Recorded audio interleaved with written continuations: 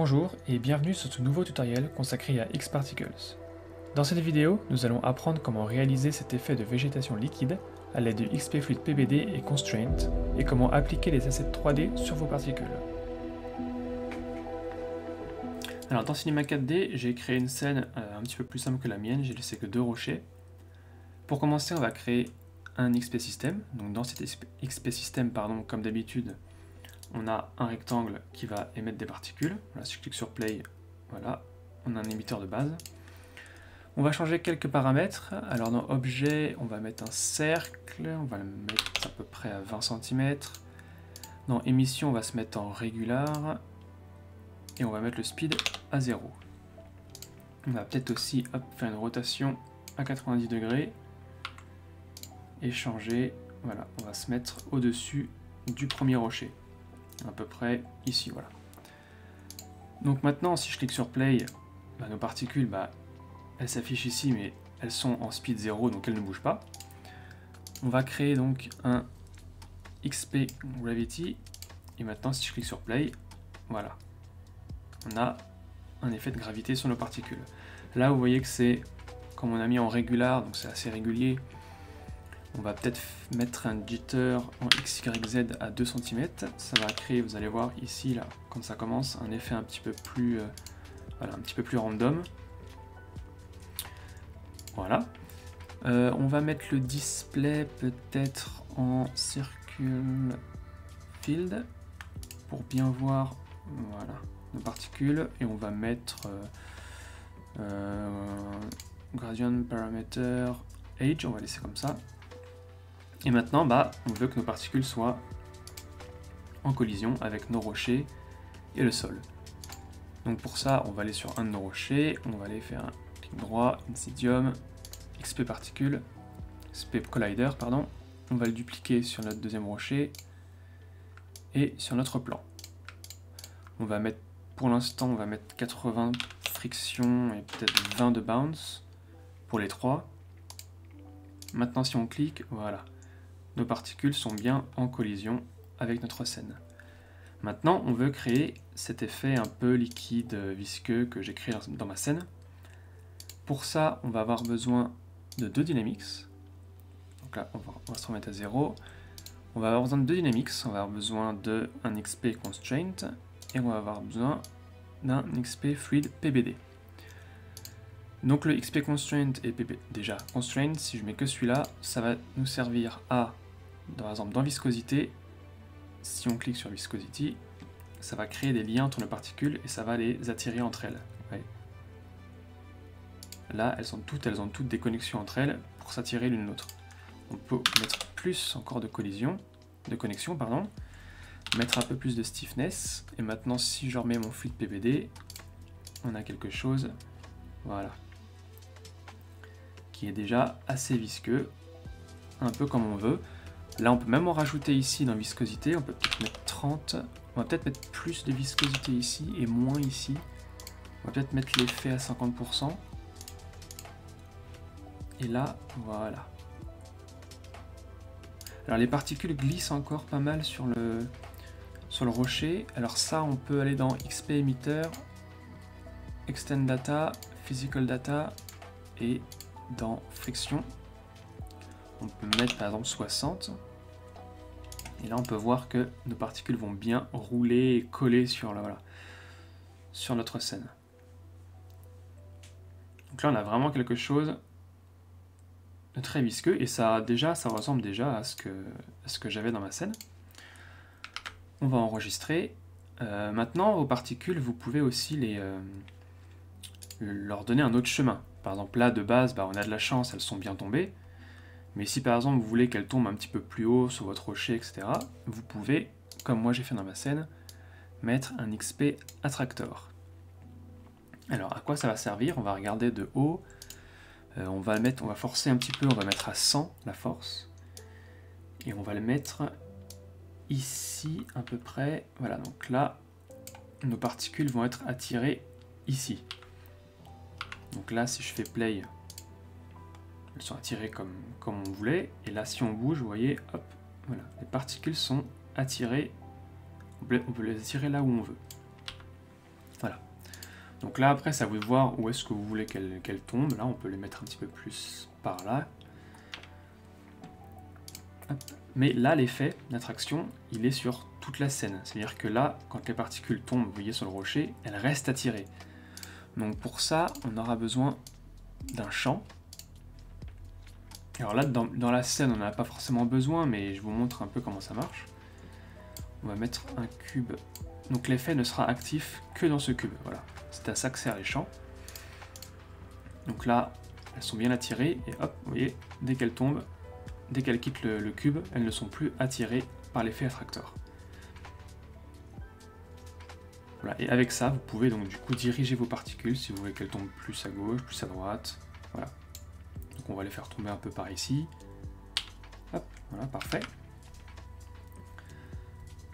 Donc maintenant, qu'est-ce qu'on veut? Alors dans ma scène, j'ai plus de particules. Alors comme on est en régular, on ne peut pas rajouter de particules ici. Ce qu'il faut, c'est diminuer le radius. Donc si on diminue le radius de nos particules, forcément, voilà, on va en avoir plus. Donc on va avoir quelque chose d'un peu plus détaillé. Voilà. Vous pouvez très bien aussi, si vous le voulez, on va essayer, rajouter un deuxième attracteur, par exemple, ici. Voilà. Hop. Par exemple.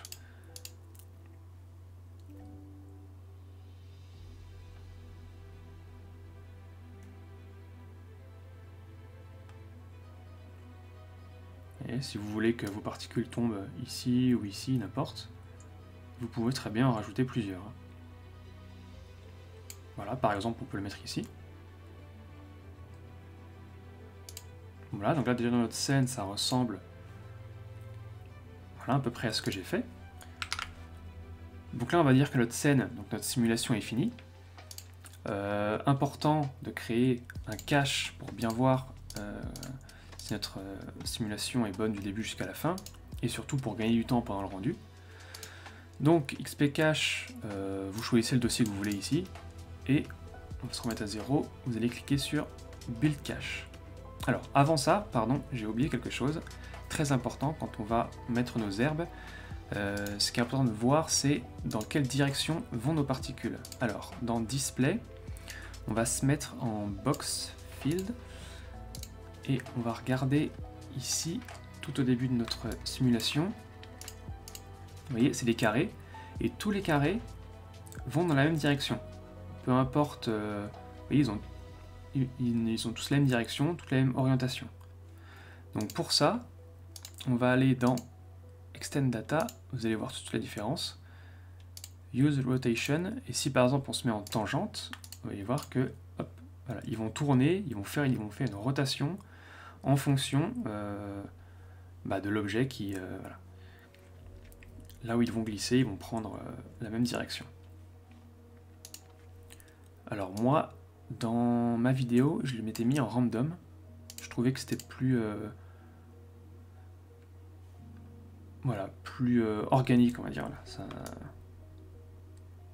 Donc ça, c'est très important parce que quand vous allez rajouter votre herbe sur vos particules, vos mèches vont prendre la même direction que vos cubes.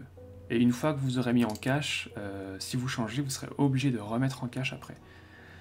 Donc regardez bien quand vous faites une simulation, dans quelle direction vont vos particules et comment vous voulez qu'elles se mettent. Donc moi j'avais pris random, donc on va laisser comme ça. On va se mettre donc XP Cache, on va faire Build Cache, et en fonction de votre machine et en fonction de votre scène, ça peut prendre plus ou moins de temps. Voilà, vous voyez, ça va prendre peut-être une petite minute à 40 secondes. Mais plus vous allez arracher de particules, d'effets, etc., plus ça peut prendre de temps. Ça m'est déjà arrivé d'avoir des caches d'une heure, 1h30, quoi.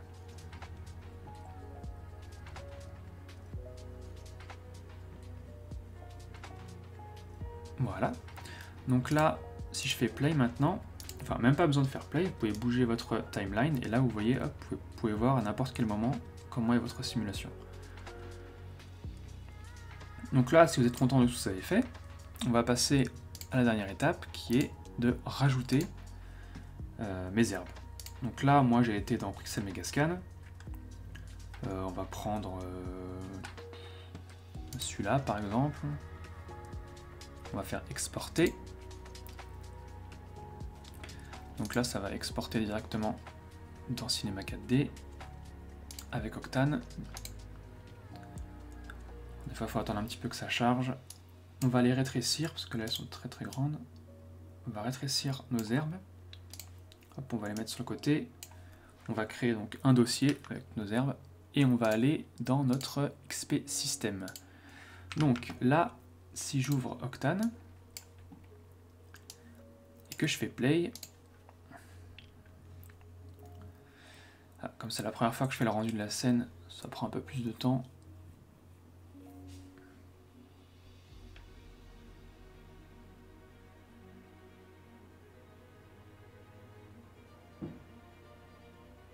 Voilà. Donc là, si je fais play par exemple, on voit rien, il se passe rien. Donc pour ça, il nous faut dans notre XP émetteur avoir un Octane tag. Et dans Particle Rendering, on va aller dans Géométrie. Donc là, on voit nos particules. Et donc on va pouvoir ici glisser des mèches qui vont remplacer nos sphères ici qui représentent nos particules. Donc là, on va prendre toutes nos herbes par exemple. On va les glisser là. Et hop, vous voyez. Si je vais sur 145 par exemple, voilà. Là, toutes nos herbes ont pris la place de nos particules. Donc vous pouvez les décocher. Donc si vous en décochez plusieurs, vous allez en avoir de moins en moins. Voilà. Hop, je vais cliquer. Donc voilà, c'est très très simple, hein. Vous avez juste à glisser vos mèches dessus. Ne pas oublier de mettre les particules en random pour que ça fasse un effet un petit peu organique comme ça. Si on va sur 250, voilà. Donc après, c'est à vous de voir l'effet que vous voulez. Moi, par exemple, j'avais rajouté aussi, je crois que c'était ces plantes-là. On va peut-être prendre des plantes de couleur. Voilà, peut-être les bleus là pour bien voir. Je vais les exporter. Voilà. On va en prendre une qui est pas trop...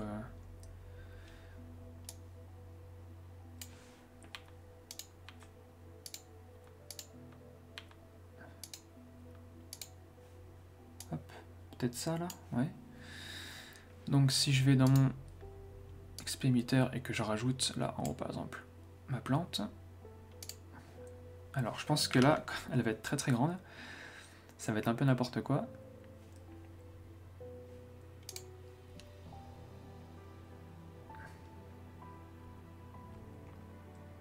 Si je fais mon rendu,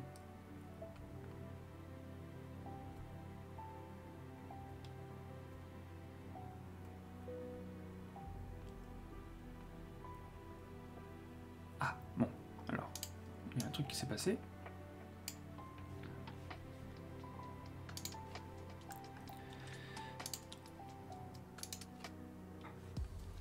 Ah oui, parce que je suis revenu à 0, pardon, c'est pour ça.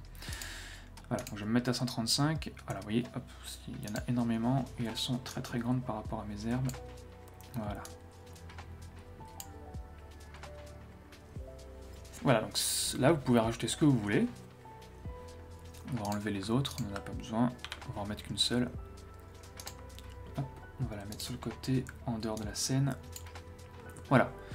Donc là, hop, si je clique, voilà, on a quelques fleurs qui apparaissent dans mes herbes.